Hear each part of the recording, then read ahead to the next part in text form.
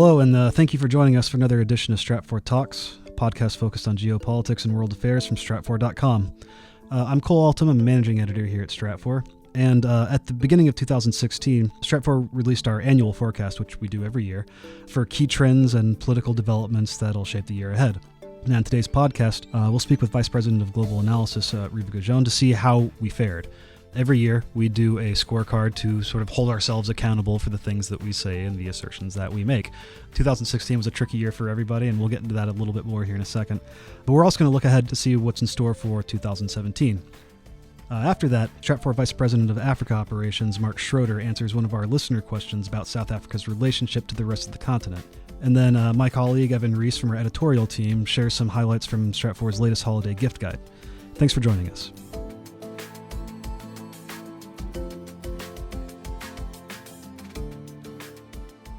I'm sitting here with Reva Goujon, Stratfor's Vice President of Global Analysis. Right now, we're wrapping up our annual forecast right now for 2017, and that's going to come out soon enough. But part of that process is we like to take a look back at the year, even strange years like this year. It's almost become a cliche to say that 2016 has been like such a crazy year, but it is. And so that makes it more important now than ever to be accountable for some of our things. And we publish something every single year. We call it our scorecard, where we look back at some of our forecasts throughout the year and we assess ourselves to see how well we did, how poor we did. That's going to come out alongside our annual. And I want to talk to you, Reva, about that. I guess my first question would be, tell our listeners why we even have that at all. Why is that important for us as a company to hold ourselves accountable for some of these forecasts that we make? Yeah, I think it would be far easier for us to just launch into our forecast and say, here's what we think. And, we can all have amnesia for better or for worse on what we said before. But no, the accountability really matters. And especially given growing uncertainty in the world and everybody asking themselves these questions that have very core geopolitical foundations to them, we have a methodology at Stratfor that says even with all of this volatility that there's something actually predictable amid the chaos. And that's when we focus on the structural forces that are reshaping the global order. And so the more volatility and the more big personalities that we see emerge, the better the test for the method, right? Because if we are focusing on those structural forces, the foundational elements, and we are looking past the noise and the headlines to say, no, this is how it's going to shape up, even if it doesn't look like it right now, this is how things are converging. That's the test of the geopolitical method. So it's just as important for us to be very honest with what did we nail and what did we get wrong? How did we get that wrong? And where was our focus misaligned? I think we owe that to our readers, to be honest about that. No, I agree. It's easier, I think, to just say Duterte's nuts or to say that Orban's a fascist and just move on with your life. But it's not necessarily the case, given what they have to deal with on a daily basis as well. So with that in mind, what did we get right this year? There is a lot of ground to cover. Again, a lot of things happened this year. But let's start with one of the things we did really, really well. Well, if you remember, at the end of last year, this was when Turkey and Russia were in a big crisis with the Turkish shoot down of a Russian jet over Syria. That was a major geopolitical event, two big adversaries, and the question was, okay, now what, right? Turkey was still staying on its side of the border. The Syrian civil war was raging on. Russia had deepened its presence in Syria, and with the shoot down, we saw basically then Turkey's vulnerability had risen to a big degree because Russia was essentially threatening to shoot down Turkish jets in retaliation. So we have this long-term forecast that says Turkey has these geopolitical imperatives to extend to its former Ottoman sphere, and with a particular focus in northern Syria and northern Iraq, and that there were several things driving it. One was the Turkish need to drive a wedge between Kurdish autonomous zones and prevent the expansion of Kurdish autonomy. Two was the jihadist threat and Turkey facing that bigger risk. But three was this longer term, more ambitious goal where Turkey, as a moderate Islamist rooted government, is looking to expand its influence in the wider region and have other Islamist governments throughout the region emerge and look to Ankara for tutelage and guidance. And that's a long-term Turkish goal, is for Syria to switch back to Sunni control. And then that's where we would see this emerging Turkish-Iranian competition. So the question was, with this Turkish-Russian confrontation, would Turkey be constrained and not be able to move? And at that point, it was really hard to say what Turkey would do next because the Russian threat was there. But we said, look, one way or another, Turkey is going to be in northern Syria and northern Iraq in a significant way by the end of the year. We don't know exactly how it's going to roll out. We don't know exactly how the Turks are going to negotiate with the Russians, how bad that confrontation is going to get. But we know that Turkey is going to feel this push, given where the trajectory of the Syrian civil war, given its imperatives, that it would be there. And lo and behold, we saw Turkey move into northern Syria. It's now in the process of anchoring itself in the strategic town of Al-Bab in northern Aleppo. And in northern Iraq, we always said keep an eye on the Turkish quiet military presence there that had been there for a long time, and that how Turkey would use the fight against Islamic State to legitimize itself as a security guarantor. And now going into 2017, that's exactly the case, right? You see Turkey anchoring itself in both northern Syria and northern Iraq, and that competition between Turkey and Iran escalating in a very big way. Yeah, the Syrian battlefield is getting a lot more crowded. Turkey's inclusion is one thing. U.S. and Russia have always been sort of active there for a while. But they really started, I guess you could say, escalating their own behavior with each other, culminating in a ceasefire that broke down. Absolutely. I mean, the Syrian battlefield was a major, aspect of this broader standoff between Russia and the United States. And what we laid out in our annual forecast for 2016 was that this standoff would endure, that Russia would use the year to lay the groundwork for this broader negotiation that it's been waiting to have with the United States, where it could use the Syrian battlefield, where the United States was already very focused and where a lot of things were going on, and where Russia could play the spoiler or the facilitator. But ultimately, Russia wanted to bring that dialogue to much bigger issues. But our forecast was that Russia would try to do that, but the United States would keep its distance. It would deal with Moscow on a tactical level, Syrian ceasefires here and there, that sort of thing. But this was not the time for the United States to make any big strategic concessions to Russia. So the entire time this is happening, Russia is also dealing with its own financial problems, largely out of low oil prices. What did we say about prices, or what did we say about market activity specifically, and how is that changing into the new year? So naturally, we couldn't predict the exact price of oil, but one thing that we really emphasized is in focusing on the Saudi strategy, because when we're talking about, any big price fluctuation through a coordinated move, it all comes down to Saudi policy. And, there's been a lot of expectation really, since late 2014 that, okay, when are the Saudis going to move? When are they going to make a big cut and try to boost the price of crude again?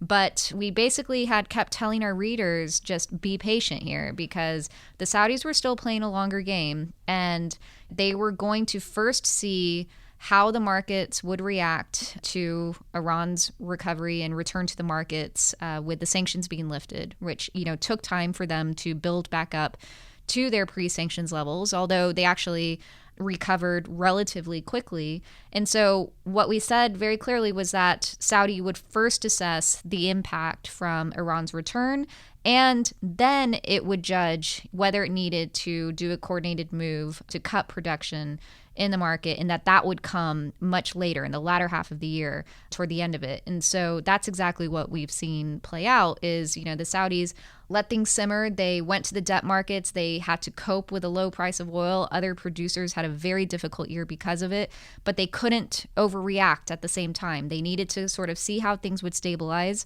And now that they're in a better position to stabilize the price, the Saudis are willing to take a cut. And really, they're mainly coming down from their pre-summer highs, and the Gulf producers are going to be shouldering the burden of that cut, and it's going to take time for North American producers to then take advantage of a higher price of oil to recover their production. So for now, going into next year, we're seeing a modest and I really have to emphasize modest, recovery in the price. But there's still a cap there because, around $60 a barrel, that's where North American producers can start lifting production more efficiently and more sustainably.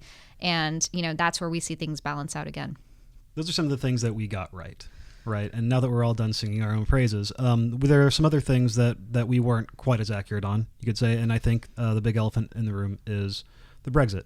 Right. Took a lot of people by surprise, ourselves included. Now, we've always had sort of a unique take on that. I mean, like we've always said that the United Kingdom is sort of this weird outlier in the European experiment. And correct me if I'm wrong, we've even said that when the European Union does start to go, it would start with the UK, but we could never pin down exactly when that would be, right? Yeah, and this is definitely where we fall on our sword, where with the Brexit, it came down to a vote, right? And a vote in a referendum, that's extremely difficult to predict. And that's where, when we step back, as you said, we have this broader forecast and this trend line that we've been following on the European fragmentation, where we said that, since 2008, that this was an existential crisis, that yes, you're going to see all kinds of mechanisms come together within the Eurozone to hold things together, all kinds of band-aids applied, but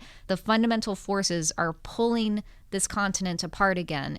There's this very big divide, north-south divide, with the French on one side and the Germans on the other, and that polarization would create that existential divide for the Eurozone. And so as the European continent was going to fragment and start to break up into these regional blocks where countries would band together with like-minded interests, we always knew and said in our analyses that the UK would be among the first out the door. And that's ingrained in the UK's geopolitics. It's always kind of kept its distance from the continent's feuds, doesn't want to get entangled in it, and makes sure it's the ultimate offshore balancer on the Atlantic, where it can, if Europe has its problems, it still has a close relationship with the United States. It has options, essentially. And at the same time, we knew and we had talked about that since 2008, one of the biggest consequences of that economic crisis was the rise of nationalism. And that was extremely prevalent in Europe. And so we had the narrative here. We knew this was the broader force in play. And when it came down to this Brexit vote, we couldn't say for sure that this was the moment, the event that would send the UK out. It could be this vote, it could be another vote down the line. But that's where we made the mistake, is we tried to predict a vote. And in our space, we live in a very strategic space, and that's our niche. And within that space, you can't reliably predict an election like that or a referendum.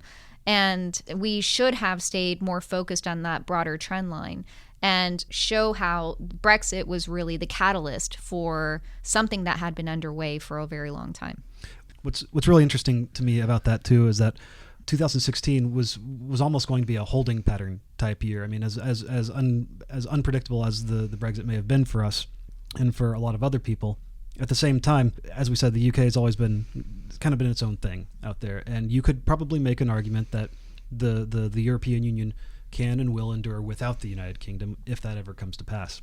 In 2017, you've got votes in France and Germany, founding members of the EU, which may even call the whole thing into question. Yeah, I mean, we said in 2016 would be more of a transition year for Germany and France in the build-up to very pivotal elections in 2017. And these are the two pillars of the European Union. So for those two key pillars, it was more about what was the buildup of nationalist forces that would, really underpin the potential for a Eurosceptic win in France that would further polarize Germany in the north. And, it's not even so much about saying that, okay, Marine Le Pen is going to win the election in 2017.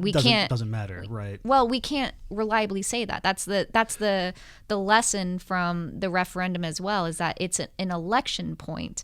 And regardless of whether Marine Le Pen wins, there is this underlying Eurosceptic element in France, this nationalistic force. Well, that's sort of my point when I mean it doesn't matter. Of course it matters, but at the same time, that's already influencing decision making, no matter who wins. Right. And you start to see some of these about faces from Merkel and some of these other people too, who are doing things to cater to that electoral bloc.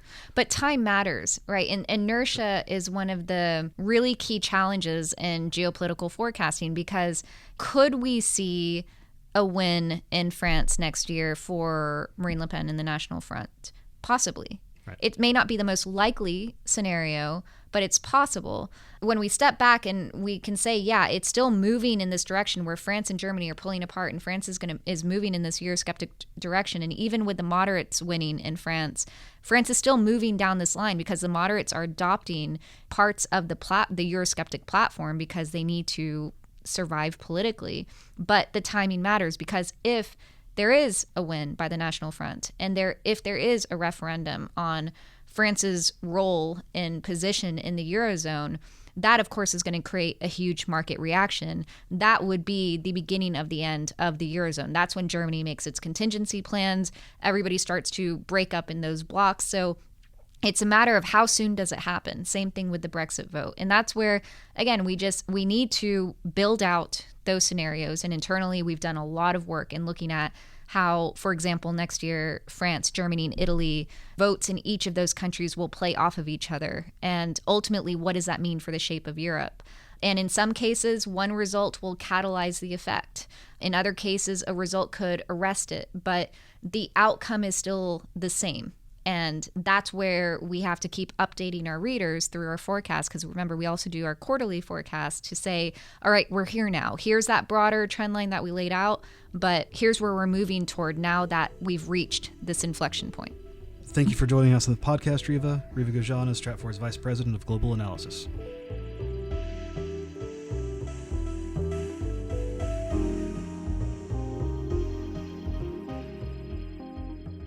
And now we'd like to take a moment to look at the topic suggested by one of our listeners. Miguel wrote in to ask about the relationship between South Africa and the rest of the African continent.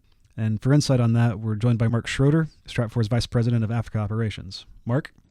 South Africa has a very strong relationship with the rest of Africa. However, it's one that, is unique and sensitive. Given South Africa's strengths economically on the continent, given its advanced degree of industrialization, its maturity as a democracy, it really is unique and set apart from many other countries on the continent. And that has generated positive, but also, sensitive relationships on the continent. Some countries, appreciate South Africa's role as a leader on the continent.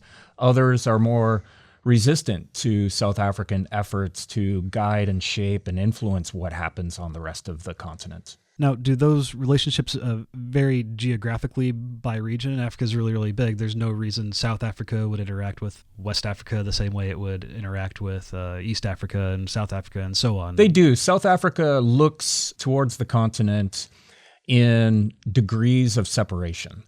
Its primary area of interest is that region that it borders, the southern African part of the continent. South Africa also looks to the other regions of Africa for influence and engagement, looks to West Africa, looks to East Africa, and other parts.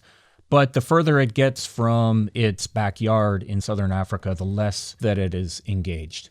Perception-wise as well, these other regions of Africa look to their own leaders. And in the case of West Africa, this would be Nigeria. In the case of East Africa, it could be Kenya or Ethiopia. And they don't really look to South African leadership when it comes down to influence or decision-making or trying to, shape geopolitical outcomes in those other parts of Africa. South Africa might think that it has a role to play in these other regions, such as West Africa or East Africa, but really that's a stretch for South Africa to engage itself in that way. And these are, differences of perceptions and capabilities that South Africa holds itself and others hold towards South Africa. And what about attracting economic investment both within South Africa and for the broader region? South Africa has done a good job of attracting considerable foreign investment over the last 20 years, and certainly since the transition to democracy in 1994. More recently, however, kind of the maturity of the South African economy has meant its attractiveness of foreign investment has softened while other African countries that have emerged since the 1990s have received considerable more investment. South Africa still has its advantages of being a relatively advanced economy and relatively advanced industry, but other countries have received considerable investment for their own natural resources that over the last 10 to 15 years have become accessible thanks to investments in infrastructure, roads and rail and pipelines and things of that nature. Mark, thank you for joining us. Thank you very much for having me. Mark Schroeder is Stratfor's Vice President for Africa Operations.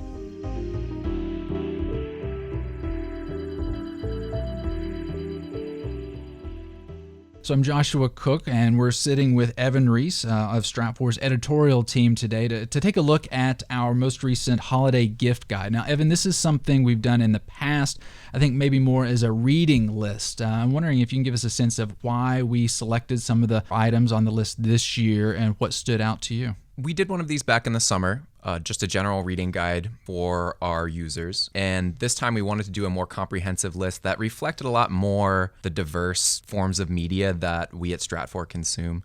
We spent a lot of time sorting through details and things online and news reports, but we also wanted to share with our readers the other stuff that we're consuming that kind of feeds into our pet obsession with geopolitics. I mean, that can run the gamut from, we have a Kubrick film on here, we have a dense work about mass killing and the Holocaust. We have histories of China. We have novels on here. All of this stuff feeds into our daily work and to our intellectual growth, and we really wanted to present a list that was reflective of who we are. Yeah, I think that's one of the interesting things about the work that happens here with the analysts and the editorial team is just the sheer volume of information that is consumed on a daily basis. I think that would astound most people. And it's not all just news reports. I mean, just running through data sheets and archives and reporting. And sometimes it's nice to have, whether it's a piece of fiction that's still reflective on those same themes to dig into, it sort of changes perspectives and helps evolve perspectives over time. Absolutely. It's like drinking from a fire hose working at Stratfor.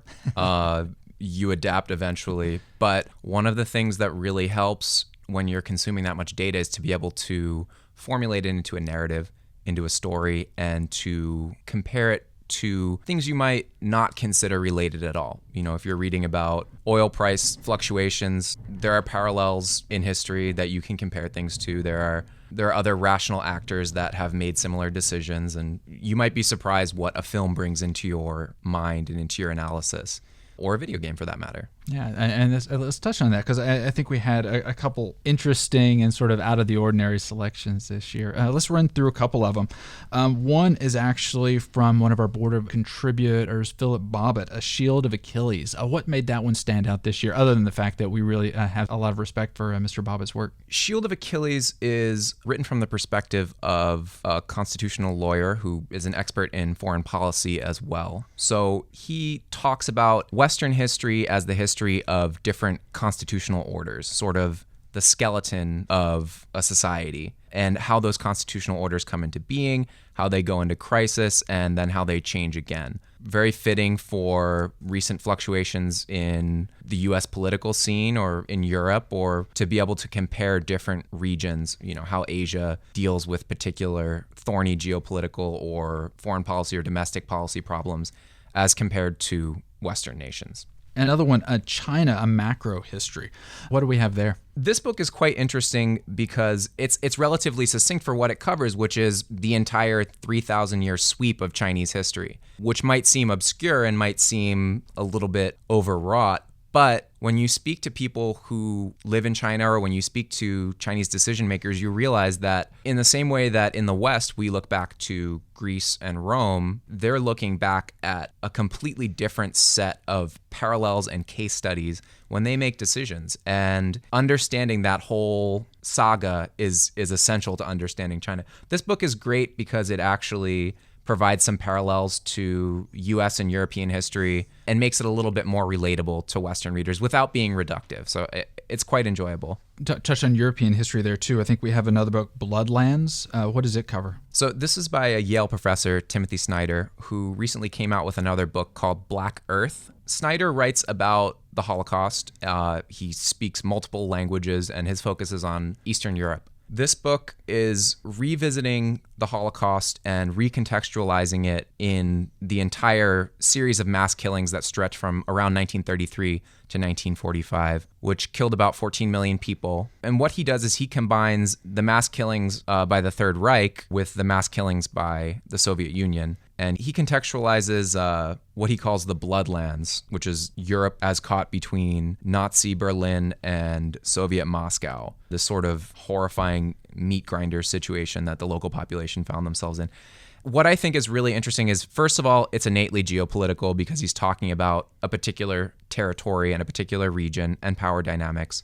But also he gets very, very brass tacks about details, and he uses that to build a striking new way of seeing what we think of as a very familiar set of events in the 20th century.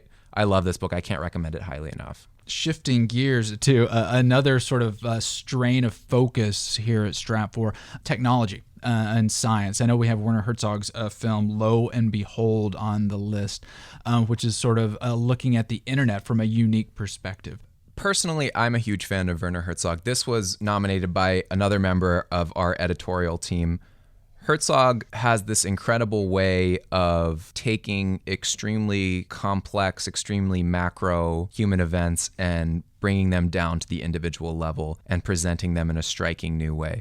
Lo and Behold is visually beautiful like all of his films before, and it touches on an array of topics that we write about in a very sober, dispassionate way. Cybersecurity, hacking, automation, the invention of the internet and how that impacts our daily lives. It's a beautiful film, and I really enjoyed it. And you mentioned at the beginning of our conversation, we had some video games on the list this year. Not surprising on some level with the sense of narrative and history that has sort of driven the video game industry in recent years and trying to make it more realistic and more lifelike. I wonder if what stood out to our editorial team and analysts this go-round? So you might be surprised to hear that some members of the Stratfor team are avid gamers, although it shouldn't really be a surprise considering that we do run military simulations. We ran a big one about Ukraine a couple years ago. Video games allow you to think tactically and strategically in a way that a fixed narrative or a film don't necessarily do. This one, Command Modern Air Naval Operations, was nominated by one of our military analysts. And what it really is it's an update of the tabletop war games that many of our users knew and loved and perhaps still play for modern times. It automates a lot of the sort of, slow, like printing things out and punching them out of cardstock. The pen and paper work. Yeah, the pen and paper work, which a lot of us found extremely enjoyable, but, maybe don't fit into the modern lifestyle time-wise. The really cool thing about this is that it came out in 2014, but they've sent out a lot of updates, including scenarios that simulate Ukraine and Brexit and things like that. It's pretty fascinating. It's one of those things where if you really like to get down into the nitty-gritty details, you're going to really enjoy this game. All right. Thank you very much for joining us today to go down through the latest holiday gift guide from Stratfor. Thank you so much, Joshua. And if anyone listening is interested, you can find the full list at stratfor.com, and we'll include a direct link to the article in the show notes.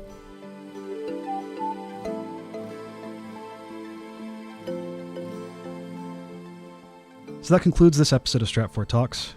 If you'd like to look back at our 2016 forecast, we'll include a link in the show notes. And keep an eye out for our 2017 annual forecast coming soon. We'll also include a link to the holiday gift guide and full list of suggested reading and viewing. Thanks to Reva Goujon, Mark Schroeder, and Evan Reese for joining us on the podcast.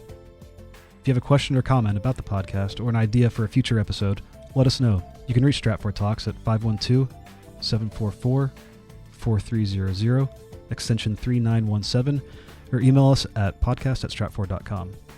And for more geopolitical intelligence analysis and forecasting, visit us at stratfor.com. Happy holidays, Happy New Year, and thanks for listening.